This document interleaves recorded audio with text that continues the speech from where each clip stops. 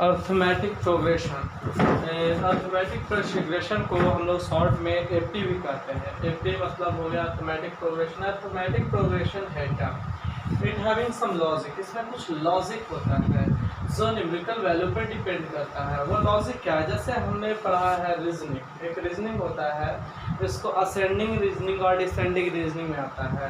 RASONING reasoning जो हो गया आपका एक तरह का, जैसे हमेशा हम एक से टर्म में एक समथिंग ऐड करते हैं जो कांस्टेंट टर्म होता है, नेक्स्ट टर्म को हम ऑब्टेन करते हैं। 2 यहाँ पे 8 हो गया, फिर 14 हो गया, फिर इस तरह से 20 हो गया, फिर हो गया 26 हुआ, 26 प्लस 32 हुआ। मीन्स हमेशा हम 6 ऐड करते जा रहे हैं और नेक्स्ट टर्म हमें मिलता चला जा रहा है। मीन दैट कि हम ये जो टर्म ऐड करें ये नेक्स्ट टर्म 38 होगा। इसी तरह इसमें बहुत सारे टर्म होंगे जिसको nth टर्म कहा जाता है। ये जो इसमें फर्स्ट होता है इसको ए भी कहा जाता है, ए या फर्स्ट टर्म। और इसके बारे में सबसे पहले जो लिखने वाले थे एपी के बारे में जिन्होंने जानकारी दी थी उनका नाम है श्रीनिवास रामानुजन, जो कि आपको पढ़ना भी है। एस रामानुजन के नाम से जाने जाते हैं, इनको हम लोग एस रामानुजन भी कहते हैं। यानी श्रीनिवास रामानुजाचार्य जी के द्वारा इसको लिखा गया था, एस रामानुजन।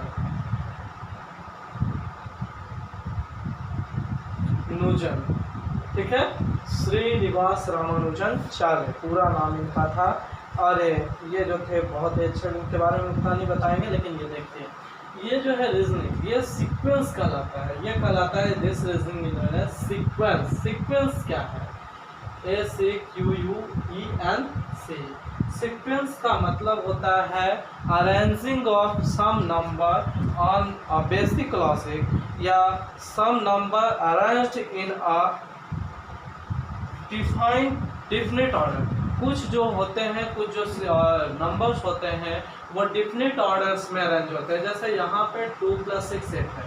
अब ये जो है हम इसको सीक्वेंस बोलेंगे, ये सीक्वेंस है।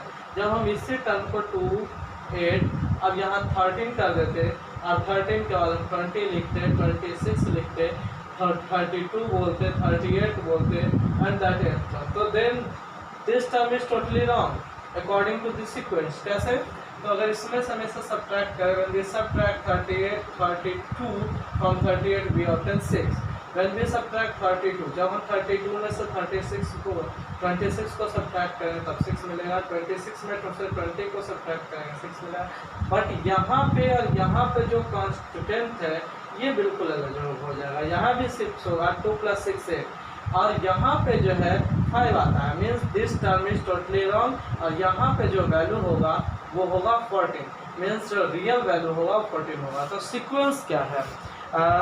Some numbers arrange in a definite order. जब नंबर्स को, कुछ नंबर्स को एक डिफिनिट ऑर्डर में अरेंज किया जाता है, may be the sequence arrangement में भी और इंक्रीजिंग और डिक्रीजिंग। जैसे इसमें सारा का सारा इंक्रीजिंग है, बढ़ता जा रहा है। टर्म जो है कंटिन्यू जो है हमारा इंक्रीज कर रहा है। टर्म में जो वैल्यू है nth टर्म का जैसे जैसे बढ़ रहा है, जैसे यहाँ फर्स्ट टर्म 2 था, सेकंड टर्म 8 था, term 14, fourth term 20, fifth term 26।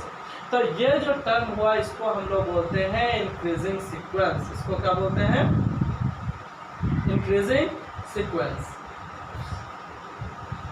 पहली चीज तो इंक्रीजिंग सीक्वेंस में पहली चीज आपको याद रखना है कि जो प्रीसीडिंग टर्म्स होगा, प्रीसीडिंग मतलब पिछले टर्म में अगर एक कांस्टेंट वैल्यू अगर 6 है तो हमेशा 6 आना चाहिए। ये रूल है आपका एपी का। एपी में हमेशा जो नंबर होगा, कांस्टेंट टर्म होगा, वो सेम होगा। और इसको हम लोग इस टर्म को बोलते हैं सीडी, मीन्स कॉमन डिफरेंस। ये डिफरेंस हमेशा इक्वल होगा। अगर इस टर्म में से इसको सब्ट्रैक्ट कर देते हैं तो हमारा 6 ही आएगा। 32 - 26 करते हैं तो भी 6 आएगा। 26 - 6 करेंगे, 20 करेंगे तब भी 6 आएगा। 26 - 14 करेंगे तब भी 6 आएगा। 14 - 8 करेंगे तब भी 6 आएगा। और 8 - 2 करेंगे तब भी 6 आएगा। Mean that difference is common to each and every term, each succeeding and preceding term. Succeeding और प्रीसीडिंग टर्म में जो डिफरेंस होगा वो हमेशा सेम होगा और इसको हम लोग कॉमन डिफरेंस कहते हैं। क्या बोलते हैं? Common difference. DIFFARENCE। यहाँ तक समझ में आ गया हो। और ये जो टर्म है इसको हम लोग इंक्रीजिंग सीक्वेंस कहेंगे। ये जो हमारा टर्म होगा इसको इंक्रीजिंग सीक्वेंस कहा जाएगा। दूसरी चीज ये हो गया इंक्रीजिंग सीक्वेंस। दूसरी चीज जितने भी ये जो सीक्वेंस है, ये रीजनिंग हमने लिखा, ये सीक्वेंस रीजनिंग भी कहलाता है। ये सीक्वेंस है,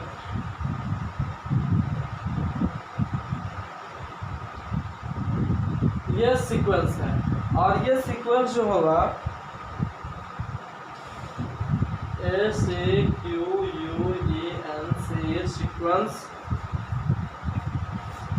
तो ये जो सीक्वेंस है वो इंक्रीजिंग सीक्वेंस है, जबकि डिक्रीजिंग सीक्वेंस का एक एग्जांपल लेते हैं।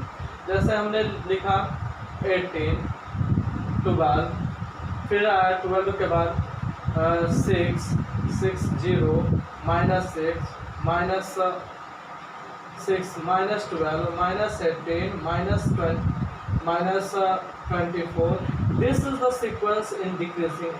दिस सीक्वेंस, ये जो सीक्वेंस है ये डिक्रीजिंग सीक्वेंस है। डिक्रीजिंग सीक्वेंस का एग्जाम्पल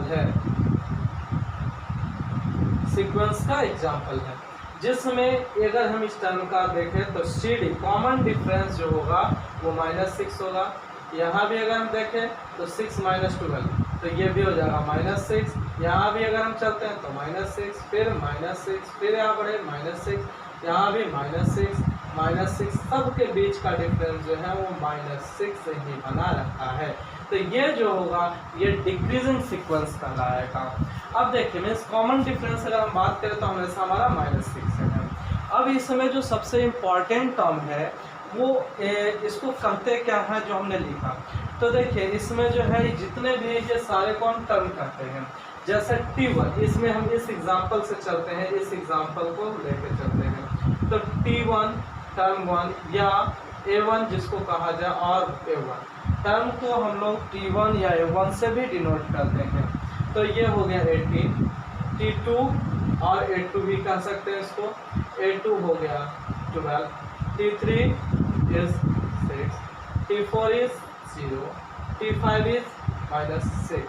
और इस तरह से Tn, इसको हम लोग nth टर्म बोलते हैं। nth term means last term. nth term का मतलब होता है Tn टर्म। और यहाँ पे लास्ट टर्म, जैसे यहाँ पे इंड करेगा, कोई ऐसा टर्म होता है जो Tn कर जाता है, ये लास्ट टर्म है। तो लास्ट टर्म को L से डिनोट करते हैं हम लोग। जब भी टर्म को दिखाया जाता है तो लास्ट टर्म को L से दिखाया जाता है। या टर्म कितने नंबर पे, जैसे first, second, third, fourth, fifth, six, seventh, eight. तो 1, 2, 3, 4, 5, 6, 7, 8। T8 का वैल्यू जो है -24 है और L टर्म भी -24 है। तो इसको हम लोग कहते हैं, यानी कि आपको ये दिमाग में रखना है कि जो टर्म है ये A1 होगा, ये A2 है, A3 है, A4 है, A5 है, A6 है, A7 है। या हम इसको कह सकते हैं T1 है, T2 है, T3 है, T4 है, T5 है, T6 है, T7, और इसको nth टर्म या Tn टर्म कहेंगे। तो इतने चीज़ों को याद रखना है। फिर मिलते हैं नेक्स्ट वीडियो में।